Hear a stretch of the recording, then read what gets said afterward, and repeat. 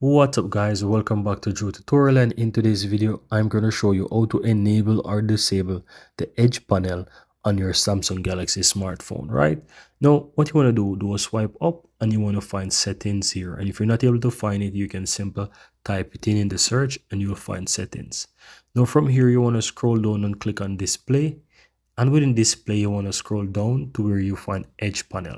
Now as you can see, mine is currently off there at the bottom there, so you want to toggle that on and it will now appear. So have a look at this. Look towards the upper right hand side of my phone. When I toggle it on, it appears, and if I do a swipe in from the left side to the right, you will see that the edge panel now opens up.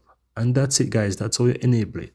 Now once you enable it guys, you can simply tap on it to open it, and you can go ahead and you can click on, and you can change whichever location you want it to be, whether it's on the right or the left, by simple tap and handle, and you can change the position here from left to right if you so desire.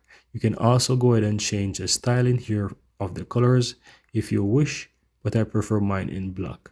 You can also play around with the transparency as well, and you can also play around with additional things. So that's how you enable it guys, and if you want to disable it, as I said, just simple go back and toggle it off and it will no longer there.